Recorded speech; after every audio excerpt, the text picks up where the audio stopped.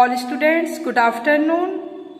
Part 2 subject विज्ञान, जिसका नाम है रेशे हमारे वस्त्र। हमें क्या क्या वस्त्रों की आवश्यकता होती है, हम गर्मियों में कैसे वस्त्र पहनते हैं, ठंडों में कैसे वस्त्र चाहिए, हमें बरसात में किस तरह से कपड़े पहनना चाहिए और वो कपड़े कैसे बनते हैं, उनका हमें आज पूरा पढ़ना है, वर्णन करना है। तो सबसे पहले हम पढ़ते हैं,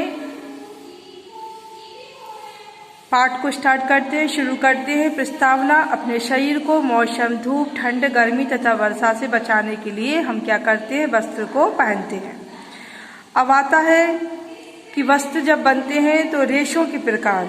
तो वस्त्रों के धागों ये दो प्रकार के होते हैं, प्राकृतिक धागे और एक कृत्रिम धागे। प्राकृतिक धागे कैसे बनते हैं और कृत्रिम धागे कैसे बनते हैं, हम इसका पूरा आज डिटेल्स में पढ़ेंगे। सबसे पहले आता है प्राकृतिक धागे।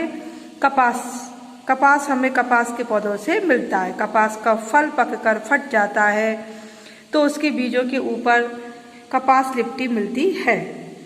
इन बीजों को हम विनोले कहते हैं। कपास को विनोले से अलग करके उसकी कताई करके धागा बुनते हैं, जिससे कपड़ा बुना जाता है।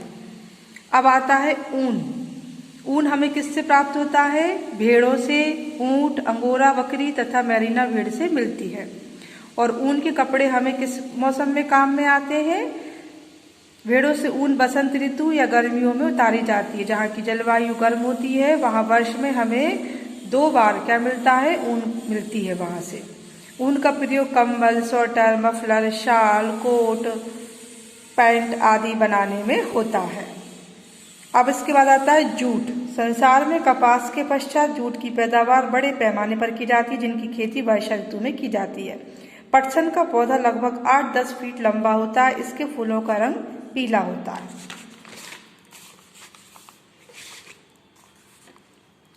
मुख्यतः इसकी फसल डेल्टा के किनारे पर जैसे गंगा तथा ब्रह्मपुत्र आदि नदियों के किनारे पर होती है। जूट की फसल को पुष्पन अवस्था में काटते हैं। इसकी पैदावार भारत में पश्चिम बंगाल, बिहार और असम में होती है।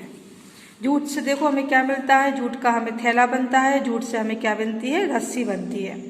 अब आता है सिल्क, रेयॉन और पॉलिस्टर के कपड़े सूती व ऊनी कपड़ों की अपेक्षा चिकने लगते हैं। सूती एवं ऊनी धागे प्राकृतिक होते हैं, इनमें अधिक घुमाव होते हैं तथा उनकी सतह असमतल होती है। इसकी अपेक्षा रेशम, रेयॉन और पॉलिस्टर में घुमाव बहुत कम होता है, उनकी सतह भी समतल होती है।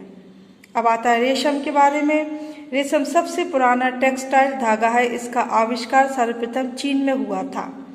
इसके पश्चात इसका आविष्कार जापान एवं भारत में भी हुआ। यह जाड़ों में गर्म व गर्मियों में ठंडी होती है। रेशम का अधिकांशतः उपयोग साड़ी एवं स्कार्फ बनाने में किया जाता है। अब आता है विभिन्न प्रकार के रेशों से बने कपड़ों की जांच। सबसे पहले धागे से वस्त्र बनाने की प्रक्रिया, बुनाई को समझेंगे।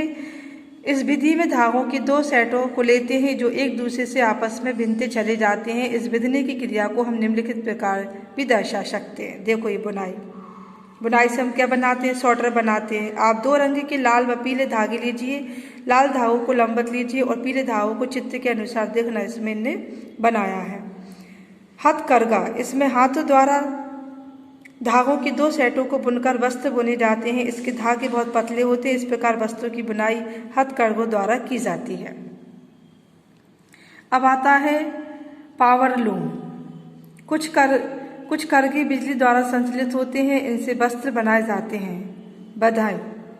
बधाई कैसे करते हैं, यह एक विशिष्ट प्रकार की बुनाई है। इसमें एक धागे का प्रयोग किया जाता है। आपने अपनी मम्मी को स्वेटर बुनते देखा होगा, वह ऊन के धागे से स्वेटर बुनती है। इस प्रकार की बुनाई को बधाई कहते हैं।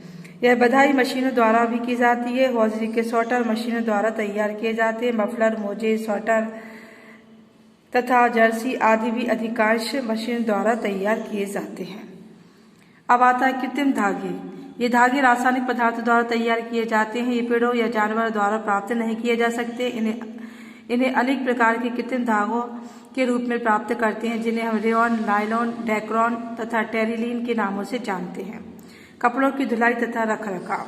सूती कपड़े अधिक गंदे होते हैं। सूती कपड़ों में भी जो कपड़े शरीर से स्पर्श होते हैं वे अधिक गंदे होते हैं, क्योंकि इनके शरीर का पसीना सोख लेना की अधिक क्षमता होती है। पसीना एक हल्का तेलीय पदार्थ होता है जो शरीर की त्वचा के छोटे छोटे छिद्रों से बाहर निकलता है। इस पसीने के साथ धूल के कण कपड़ों में चिपक जाते हैं और कपड़े गंदे हो जाते हैं।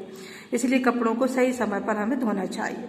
यदि कपड़ों में दाग धब्बे लग गए हो तो कपड़ों को धोने से पहले उन्हें साफ कर लेना चाहिए। तेल के दागों को पेट्रोल से साफ कर लेना चाहिए। स्याही के धब्बों को टैल्कम पाउडर, नींबू के रस या ऑक्सैलिक अम्ल से छुड़ाना चाहिए। कपड़ों को उपयुक्त साबुन तथा पानी में धोना चाहिए। साबुन एवं सर्फ के कपड़ों को तंतुओं के अनुसार चुनना चाहिए। ऊनी एवं रेशमी कपड़ों को ड्राई क्लीन की आवश्यकता होती है। कपड़ों की स्थिति को करते समय सावधानी रखनी चाहिए। इसमें हमें इस हेडिंग में कपड़ों की धुलाई और हमें रख रखाव के बारे में बताया है कि हमें कपड़ों को अच्छी तरह से धोना चाहिए, सूती कपड़ों को कैसे धोना चाहिए और उनकी हमें रख रखाव को कैसे रखना चाहिए। कपड़ों की अच्छी प्रकार से पानी में उनको हमें खंगालना चाहिए जिससे पूरा साबुन निकल जाए। सूती कपड़े की अच्छी तरह से निचोड़ना एवं सुखाना चाहिए। कृत्रिम कपड़ों को निचोड़ने के अलावा ऐसे ही फैलाकर उन्हें टांग देना चाहिए। निचोड़ने एवं ऐंठने से कृत्रिम तंतु उनके खराब हो जाते हैं। ऊनी एवं रेशमी कपड़ों की ड्राई क्लीन की आवश्यकता होती है। कपड़ों को इस्त्री करते समय सावधानी रखनी चाहिए। कृत्रिम कपड़ों के लिए मध्यम ताप तथा सूती कपड़ों के लिए सामान्य ताप की आवश्यकता होती है। एक पतले हल्के गीले कपड़े को ऊनी कपड़ों के ऊपर फैलाकर ऊनी कपड़ों पर भी हमें इस्त्री करना चाहिए, मतलब प्रेस करना चाहिए। कुछ कृत्रिम कपड़ों पर इस्त्री की आवश्यकता नहीं होती है। कपड़ों को कीड़े से बचाने के लिए इन्हें स्टील की अलमारी या बंद बक्से में फिनाइल की गोलियों के साथ हमें अवश्य रखना चाहिए। पाठ हमारा कंप्लीट हुआ। ओके स्टूडेंट, नेक्स्ट चैप्टर में हम फिर मिलते हैं। Good bye.